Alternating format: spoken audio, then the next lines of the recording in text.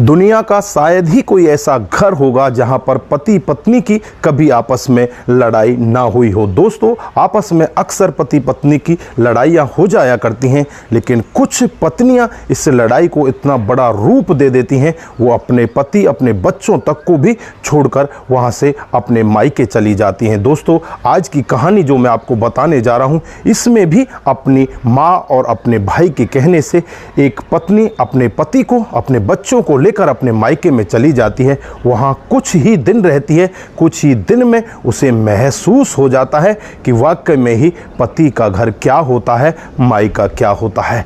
दोस्तों, जब वहाँ पर उसके साथ जो घटता है उसे सोच सोच कर वो बैठ कर रोने लगती है, अपने पति को याद करने लगती है, तो उसके जीवन में जो बदलाव होता है। दोस्तों, अगर आप भी पूरी कहानी के बारे में जानना चाहते हैं तो वीडियो को जरा सा भी स्किप ना करें। आइए दोस्तों, जानते हैं पूरा मामला क्या था, किस वजह से मायके में वो इतनी परेशान हो जाती है, जो अपने पति को याद करने लगती है और याद करके फूट फूट कर रोने लगती है। मायके में उसके साथ में हुआ क्या था। नमस्कार, जय हिंद। आप देख रहे हैं APH न्यूज़ राहुल रावत के साथ। तो दोस्तों, आज की जो हकीकत की घटना आपको बताने जा रहा हूँ, ये हरियाणा के रोहतक की हकीकत की घटना है। यहाँ पर राजेश नाम का एक लड़का जो अपने घर में कामकाज किया करता है, घर में उसकी एक बूढ़ी माँ होती है और परिवार में और ज़्यादा सदस्य नहीं होते। बूढ़ी माँ को तलाश होती है कि एक अच्छी सी लड़की देख ली जाए और बेटे की शादी कर दी जाए। दोस्तों, बेटे के पास एक होटल होता है, होटल पर वो कामकाज किया करता है। अपने होटल में 5-4 कर्मचारी भी रखता है, उसी से उसका घर का गुजर बसर अच्छे से चल रहा होता है। सामने से एक लड़की होती है जिसका नाम रीता होता है। उसकी माँ रीता को फ़ोटो दिखाती है कि देखना बेटी, ये एक फ़ोटो है, ये लड़का है और इसका अच्छा काम है और इसका एक होटल है, अच्छे से गुजर बसर हो रही है, देखने में लड़का स्मार्ट है, क्या तुझे ये पसंद है? तो लड़की कहती है कि मैं इससे मिलना चाहती हूँ। दोस्तों, उसके बाद लड़का लड़की को मिला दिया जाता है और मिलने के बाद रीता की शादी तय कर दी जाती है और बड़ी ही धूमधाम से राजेश के साथ उसकी शादी हो जाती है। दोस्तों, शादी के बाद दुल्हन अपने घर आ जाती है, अपनी ससुराल में आ जाती, बड़े अच्छे से रहने लगती है, अपनी सास का बड़े अच्छे से ख्याल रखती। दोस्तों, रीता देखने में बहुत ही ज़्यादा सुंदर होती है और उतनी ही ज़्यादा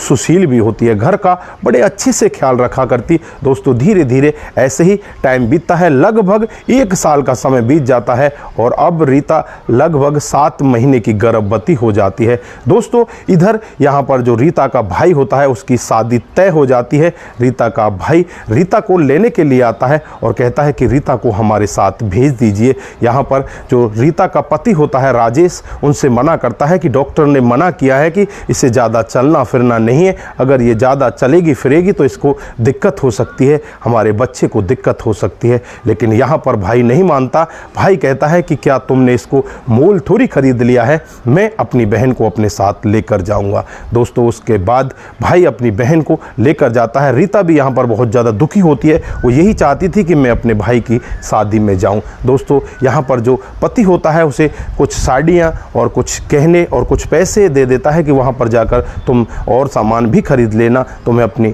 भाभी के साथ भी उसकी मुंह दिखाई के लिए भी कुछ रस्में अदा करनी पड़ेंगी। उस तरह से वो पैसे दे देता है। दोस्तों, जैसे ही भाई की शादी वाला दिन होता है, वो डीजे बज रहे होते हैं, घर में खुशियों का माहौल होता है और जो रीता होती है वो भी घर से बाहर की तरफ निकलती है। आगे चलती है तो आगे रास्ते में थोड़ी सी कीचड़ होती है और वहाँ पर होता कुछ ऐसा है, कीचड़ में उसका पैर फिसल जाता है और पैर फिसलने की वजह से वो पेट के बल ज़मीन में गिर जाती है। दोस्तों, जैसे ही वो ज़मीन में गिरती है तो बहुत ही तेज़ उसके पेट में दर्द होने लगता है। आनन फानन में ही उसे हॉस्पिटल में ले जाया जाता है। दोस्तों, एक तरफ तो खुशियों का माहौल होता है, दूसरी तरफ रीता के साथ में ऐसा हो जाता है। रीता के पति राजेश को बताया जाता है, राजेश भागकर हॉस्पिटल में आ जाता है। दोस्तों, जब डॉक्टर साहब चेकअप करते हैं तो डॉक्टर साहब कहते हैं कि यहाँ पर बहुत ही गलत हुआ है, जो इनके पेट में बच्चा पल रहा है वो चोट की वजह से मर चुका है। दोस्तों राजेश का रो रो कर बुरा हाल होता है, रीता का रो रो कर बुरा हाल होता है।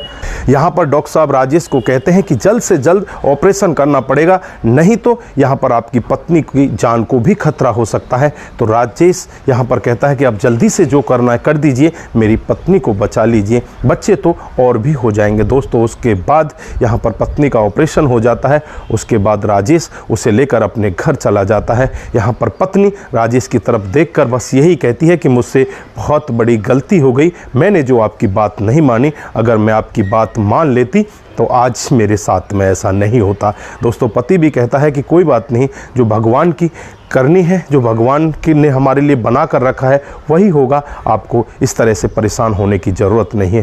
दोस्तों इधर जो राजेश की माँ होती है वो भी ये पूरा वाक्य सुनती है कि बहू का गर्भपात हो चुका है, उसके पेट में बच्चा मर चुका है। तो दोस्तों यहाँ पर उस बूढ़ी औरत को भी बहुत बड़ा सदमा लगता है और सदमे की वजह से लगभग 10 दिन तक वो चारपाई पर ही रहती है, कुछ खाती पीती नहीं है और 10 दिन के बाद उसकी भी मौत हो जाती है। दोस्तों परेशानियों का पहाड़ इस राजेश के परिवार पर अब टूटने लगता है। दोस्तों उसके बाद बूढ़ी औरत के दाह संस्कार की तैयारी की जाती है, उसे अग्नि के सुपुर्द कर दिया जाता है और फिर दोबारा से इनका जीवन ठीक ठाक चलने लगता है। ऐसे ही 2 साल का समय बीत जाता है। 2 साल के बाद इनको एक लड़का हो जाता है और धीरे धीरे इनका समय बड़े अच्छे तरीके से बीतने लगता है। जैसे ही 1-1.5 साल का और समय बीतता है इनको फिर एक और लड़की हो जाती है। दोस्तों 2 बच्चे इनको हो जाते हैं। अब परिवार अच्छे से चलने लगता है, लेकिन जो इसका होटल होता है अब वो बहुत ही कम चलने लगता है। अब ये सोचने लगता है कि यार होटल से अब गुजारा नहीं हो पा रहा, मैं यहाँ पर कर्मचारियों को भी पैसा नहीं दे पा रहा। दोस्तों धीरे धीरे करके होटल में कर्मचारी भी कम होने लगते हैं और उसके पास जो ग्राहक आते हैं वो भी बहुत ही कम हो जाते हैं। होटल में इतनी आमदनी नहीं हो पाती। दोस्तों वो बस अपने घर गुजारा ही धीरे से कर पाता है, ज़्यादा उसके पास कोई पैसा नहीं होता। दोस्तों जो उसकी पत्नी होती है उसकी डिमांड बढ़ने लगती है। वो कहती है कि बच्चों को ये चाहिए, हमारे घर में एसी भी चाहिए। वो कहता है कि मैं एसी कैसे लगवाऊँ, हमारे पास पैसे तो नहीं है। लेकिन वो कहती है कि सब लोगों के घर में एसी लगा हुआ है, आपके घर में एसी नहीं है, हमारे बच्चे गर्मी में मरते हैं, हम कैसे रहेंगे। दोस्तों उसके बाद आपस में इस तरह से झड़प होने लगती है। पत्नी यहाँ पर इस तरह से परेशान हो जाती है और कहने लगती है कि मैं तेरे साथ रहना ही नहीं चाहती। दोस्तों अपने भाई और अपनी मम्मी को फ़ोन करती है और उनसे कहती है कि मैं यहाँ पर नहीं रहना चाहती, ये मुझे खर्चे तक के पैसे नहीं दे पाते, अब मैं यहाँ पर कैसे रहूँ, मेरे बच्चों का भी बुरा हाल है। तो यहाँ पर माँ और बेटा दोनों की दोनों अपनी बेटी की ससुराल में पहुंच जाते हैं। दोस्तों वहां से बेटी इनसे साफ मना कर देती है कि मैं यहां पर नहीं रहना चाहती। यहां पर जो पति राजेश होता है वो कहने लगता है कि हम परेशानियों से जूझ रहे हैं, अब हमारा कामकाज भी ठीक से नहीं चल रहा, जैसे ही कामकाज ठीक से चल जाएगा मैं दोबारा से तुम्हारे लिए हर चीज़ उपलब्ध करा दूंगा, लेकिन कुछ धैर्य तो रखो, कुछ मेरा साथ तो दो, मैं तुम्हारा साथ चाहता हूं। लेकिन यहाँ पर पत्नी का गुस्सा 7वें आसमान पर होता है। वो कहने लगती है कि ना ना मैं तुम्हारा कोई साथ नहीं देना चाहती, मुझे तो अपने बच्चों की अच्छे से परवरिश करनी है, मैं तुम्हारे साथ रहना ही नहीं चाहती। तुम ना तो मेरा साथ ढंग से दे पा रहे हो, ना ही मेरे बच्चों के लिए कुछ खर्चा कर पा रहे हो, मैं तो अपने मायके जा रही हूँ। दोस्तों इस तरह से रुष्ट होकर अपनी माँ और अपने भाई के साथ वो लड़की वहाँ से चली जाती है। दोस्तों जैसे ही रीता अपने घर अपने मायके में पहुँच जाती है तो वहाँ पर उसका आदर सत्कार किया जाता है। इधर भैया भाभी भी उससे बड़े प्यार से बातचीत करते हैं। दोस्तों धीरे धीरे कुछ महीनों का समय बीत जाता है और फिर कुछ महीनों के बाद दीपावली आ जाती है। अब दीपावली पर बच्चों को नए कपड़े खरीदवाने होते हैं और उनके लिए कुछ पटाखे वगैरह लेकर आने होते हैं।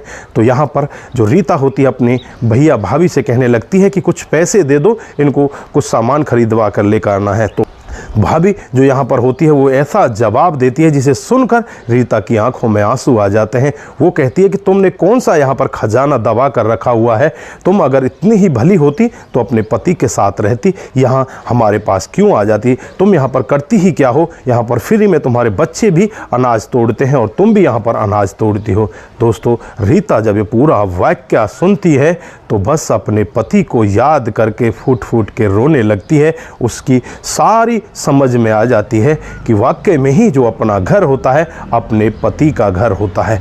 दोस्तों अब रीता बैठकर रोने लगती है, वो करे तो क्या करे। दोस्तों उसके बाद कुछ देर तक तो रोती रहती है और कुछ देर के बाद ही अचानक उनके घर का दरवाज़ा खटखटाया जाता है। दोस्तों जो पति होता है उसका कामकाज तो बीच में ठप हो जाता है और जो होटल होता है वो भी बिक जाता है। फिर वो अपने एक दोस्त के पास विदेश चला जाता है और वहाँ पर लगभग 7 महीने तक काम करता है और जी तोड़ कर काम करने के बावजूद वहाँ पर उसे काफ़ी सारी धन दौलत मिलती है। उसे लेकर वो अपने घर वापस आता है और जैसे ही घर आकर देखता है तो घर उसे बिल्कुल खाने को दौड़ता है। घर में कुछ भी नहीं होता, उसकी माँ भी नहीं, कोई भी घर में ऐसा सदस्य नहीं होता जिसके साथ वो प्यार बांट सके, जिसके साथ वो पैसे खर्च कर सके। दोस्तों वो सोचने लगता है कि क्यों ना मैं अब अपनी पत्नी के पास जाऊं, शायद उसकी भी कुछ समझ में आ चुका होगा। दोस्तों आज वही दिन होता है जो पति होता है राजेश अपनी पत्नी के दरवाजे को खटखटाता है। दोस्तों सामने जब पत्नी अपने पति को देखती है तो एकदम से भागकर उसके चरणों में जाकर गिर जाती है, लिपट जाती है और बहुत ही तेज़ी के साथ रोने लगती है कि भगवान ने बहुत अच्छा किया, आपको यहाँ पर भेज दिया, मैं यहाँ पर बहुत दुखी हूँ, मैं आपके साथ रहना चाहती हूँ, मुझे माफ़ कर देना, मुझसे बहुत बड़ी गलती हो गई है, मैं अब कहीं भी नहीं जाना चाहती। दोस्तों इससे पहले इसके जीवन में एक और बड़ा बदलाव आता है। यहाँ पर जो भैया भाभी होते हैं वो रीता से कहने लगते हैं अगर तू अपने पति के पास नहीं जाना चाहती तो यहीं पड़ोस के गांव में एक लड़का जिसकी अभी कुछ दिन पहले ही पत्नी मर चुकी है, उसके भी 2 बच्चे हैं, वो तुझे अपनाना चाहता है, अगर तू चाहे तो उसके साथ रह सकती है, हम तेरा विवाह उसके साथ करा देंगे।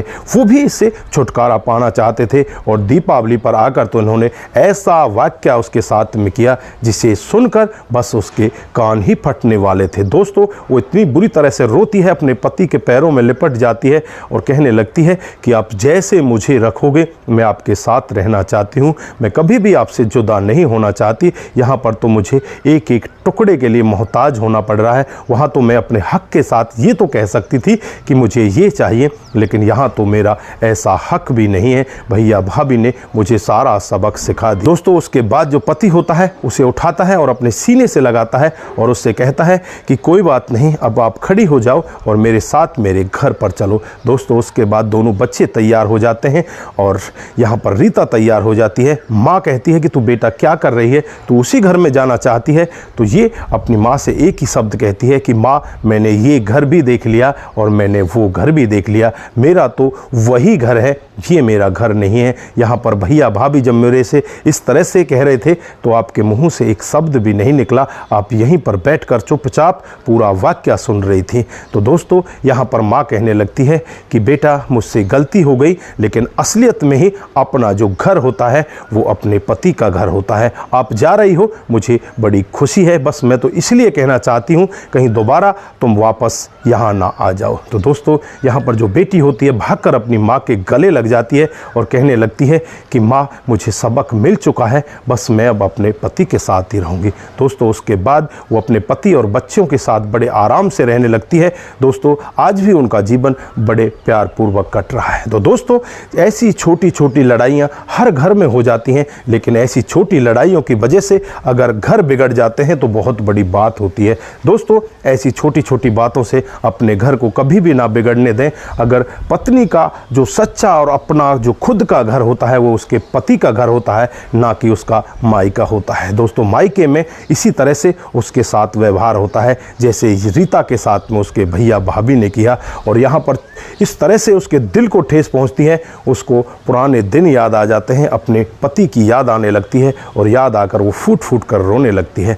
तो दोस्तों यहाँ पर आप क्या कहना चाहते हैं? ये थी आज की हकीकत की कहानी। तो दोस्तों ज़्यादा से ज़्यादा दोस्तों के साथ इस कहानी को शेयर करके जाएं, जिससे कि और लोग भी समझ पाएं कि असलियत में जो अपना घर होता है वो अपने पति का घर होता है। माई का कभी भी लड़की का अपना घर नहीं हो सकता, उसका घर उसके पति का ही घर होता है। तो दोस्तों अपना ख्याल जरूर रखें, अपने परिवार का ख्याल रखें। नमस्कार, जय हिंद, जय भारत।